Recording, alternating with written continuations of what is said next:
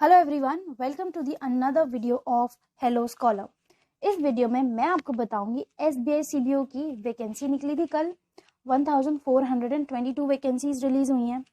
उस पोस्ट की क्या एलिजिबिलिटी है, एज वाइज एलिजिबिलिटी क्या है, क्वालिफिकेशन वाइज एलिजिबिलिटी क्या है, एक्सपीरियंस वाइज एलिजिबिलिटी क्या है, एज रिलैक्सेशन आपको कितना दिया जाएगा, और कुछ लोकल लैंग्वेजेस के बारे में। लोकल लैंग्वेज आपको आनी चाहिए, नहीं आनी चाहिए, क्या होना चाहिए, वो सारी बातें मैं आपको बताऊंगी इस वीडियो में। चलिए वीडियो स्टार्ट करते हैं। मैंने आपको बताया कि वैकेंसीज रिलीज हुई हैं कितनी, 1422 वैकेंसीज। ठीक है, देखिए एज लिमिट क्या है। मिनिमम है आपकी 21 ईयर्स और मैक्सिमम है 30 ईयर्स। 21 से 30 ईयर्स के बीच में आपकी एज होनी चाहिए। और डेट क्या कंसिडर करी है बच्चों, डेट कंसिडर है, देखो या तो आप 2001 के बाद पैदा नहीं हुए होने चाहिए, ठीक है, और 1992 से पहले नहीं पैदा हुए होने चाहिए, ठीक है। इस बीच में ही आपका बर्थ ईयर जो है वो होना चाहिए, तभी आप एलिजिबल हो इस पोस्ट के लिए अप्लाई करने के लिए। अब हम देखते हैं रिलैक्सेशन कितना मिलेगा बच्चों। एससी एंड एसटी को मिलेगा 5 इयर्स का, ओबीसी पीडब्ल्यूडी को मिलेगा 13 इयर्स का, और ये एससी एसटी स्केड्यूल ट्राइब है, ये है ओबीसी है एक्चुअली में, ठीक है, कंफ्यूज मत होना, टाइपिंग मिस्टेक है। ओबीसी को मिलेगा 3 इयर्स का, स्केड्यूल कास्ट और स्केड्यूल ट्राइब को मिलेगा 5 इयर्स का, पीडब्ल्यूडी में एससी और एसटी को मिलेगा 15 इयर्स का, ओबीसी इन पीडब्ल्यूबीडी कैटेगरी में मिलेगा 13 इयर्स का, general and EWS in PWBD category में मिलेगा 10 इयर्स का, और एक्स सर्विस मैन को मिलेगा 5 इयर्स का एज रिलैक्सेशन। ठीक है बच्चों, ये है आपका एज रिलैक्सेशन कितना मिलेगा। अब हम देखेंगे आपकी एजुकेशन क्वालिफिकेशन वाइज आपकी एलिजिबिलिटी क्या होनी चाहिए।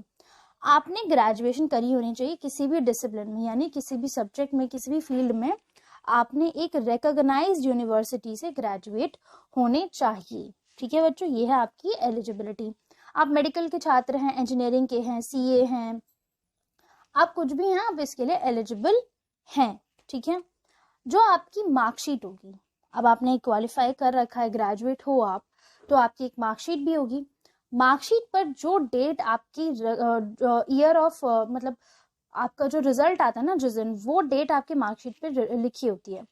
तो मार्कशीट पे जो डेट लिखी होगी ना, वही डेट कंसिडर करी जाएगी as your passing date of your passing exam. ठीक है, प्लस अगर कोई भी जैसे जो आपका फॉर्म या जो आपका मार्कशीट अगर ऑनलाइन अवेलेबल है, अगर वो ऑनलाइन अवेलेबल है, तो जो ऑनलाइन फॉर्म में, जो ऑनलाइन मार्कशीट में आपकी जो डेट लिखी हुई है, वही डेट को कंसिडर किया जाएगा as your date of passing the exam. समझे? अब ये क्यों जरूरी है ये आप आगे देखेंगे जाके। डेट ऑफ पासिंग बहुत जरूरी है, जो आपकी मार्कशीट पे लिखी है या तो वो होगी, अगर आपकी मार्कशीट ऑनलाइन अवेलेबल है तो जो ऑनलाइन मार्कशीट पर डेट लिखी है वो आपकी as a date of passing consider करी जाएगी। अब हम देखते हैं एक्सपीरियंस रिक्वायरमेंट। बच्चों आपने अपना एकेडमिक क्वालिफिकेशन पूरा आपने क्वालिफाई किया, जैसे कि 3 साल का आपने अपना ग्रेजुएशन कर लिया, ठीक है, एकेडमिक्स आपकी खत्म हो गई। उसके बाद आपका 2 इयर्स का एक्सपीरियंस होना चाहिए। ठीक है, 2 इयर्स का एक्सपीरियंस होना चाहिए।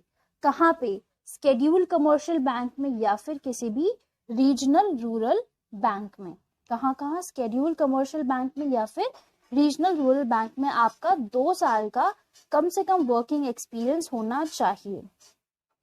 जब आप इस एग्जाम के लिए अपीयर हो रहे हैं या आपने कहीं पे ऐसे जॉब कर रखी है, वहां पर आपको सर्टिफिकेट प्रोवाइड करना पड़ेगा। आपकी इस प्रोफाइल पे आप जॉब कर रहे थे, आपको इतने साल का एक्सपीरियंस है, आपको यहाँ पर प्रोवाइड करना पड़ेगा पूरा सर्टिफिकेट। ऐसा नहीं कि हाँ आपने कह दिया कि मेरे पास 2 साल का एक्सपीरियंस है तो बैंक मान जाएगा कि हाँ आपके पास 2 साल का एक्सपीरियंस है, ऐसा कुछ भी नहीं है।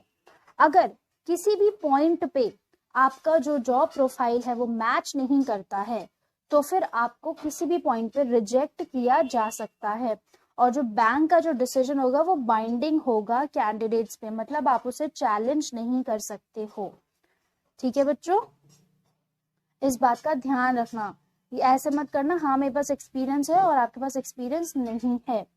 जिन भी बच्चों ने 12th में या 10th में, जैसे कि सपोज आपने अपना एक सर्कल चूज किया कि मैं महाराष्ट्र सर्कल में जाकर जॉब करूंगा, ठीक है, अलग अलग सर्कल्स है ना, वैकेंसी वाले वीडियो देखोगे तो पता चलेगा कौन कौन से सर्कल्स में कितनी वैकेंसीज हैं। तो जैसे सपोज मान लो कि आपने महाराष्ट्र सर्कल में अप्लाई किया जॉब के लिए, तो वहां पे एक क्राइटेरिया है कि आपको महाराष्ट्रन आनी चाहिए, मराठी आपको आनी चाहिए, मराठी लैंग्वेज आपको आनी चाहिए। अगर वो मराठी लैंग्वेज आपको नहीं आती है, आपका एक टेस्ट होगा, अगर नहीं आती तो आप एलिजिबल नहीं होगे। आपका एक टेस्ट किया जाएगा जो कि एक लोकल लैंग्वेज टेस्ट होगा, उसमें आपसे मराठी में क्वेश्चंस वगैरह पूछे जाएंगे, आपकी मराठी लैंग्वेज टेस्ट की जाएगी कि आपको आती भी है या नहीं आती है। जिन बच्चों ने 10th में या 12th में Marathi language as a subject पढ़ा है, उन बच्चों के लिए ये टेस्ट लोकल लैंग्वेज टेस्ट नहीं होगा, ठीक है। जिन बच्चों ने 10th और 12th में पढ़ा है तो उनके पास तो फिर ये टेस्ट उनका नहीं होगा। वो तो आपकी मार्कशीट में पता चल जाएगा 10th और 12th की मार्कशीट में कि आपने स्कूल में मराठी लैंग्वेज पढ़ी है या नहीं, या फिर जो भी रीजनल लैंग्वेज आप ऑप्ट करना चाह रहे हो वो आपने 10th में या 12th में पढ़ी है या नहीं पढ़ी है, ठीक है। ये होगा आपका लोकल लैंग्वेज टेस्ट के बारे में सारी इंफॉर्मेशन, ठीक है बच्चों। किसी भी एग्जाम की जब हम प्रिपरेशन कर रहे हैं तो फिर हमारे लिए टेस्ट सीरीज बहुत जरूरी होता है, डेली क्वेश्चंस प्रैक्टिस करने बहुत जरूरी होते हैं, करंट अफेयर भी पढ़ना बहुत जरूरी होता है। ये सारी चीजें आपको हमारे चैनल पर, हमारी वेबसाइट पर और टेलीग्राम चैनल पर अवेलेबल हैं। आप हमारी वेबसाइट पर जाइए www.helloscholar.in पर जाकर फ्री क्विज पे क्लिक करिए और आपको वहां पर क्विज मिल जाएगा। आपको अगर जॉब वैकेंसीज के बारे में जानना है, लेटेस्ट जॉब्स अपडेट्स के बारे में जानना है, लेटेस्ट एग्जाम अपडेट्स के बारे में जानना है, तो प्लीज आप हमारा टेलीग्राम चैनल सब्सक्राइब करें, टेलीग्राम चैनल पे जाइए, उससे ज्वाइन करें। सारा का सारा लिंक आपको डिस्क्रिप्शन बॉक्स में दे दिया जाएगा। चलिए, थैंक यू एवरीवन।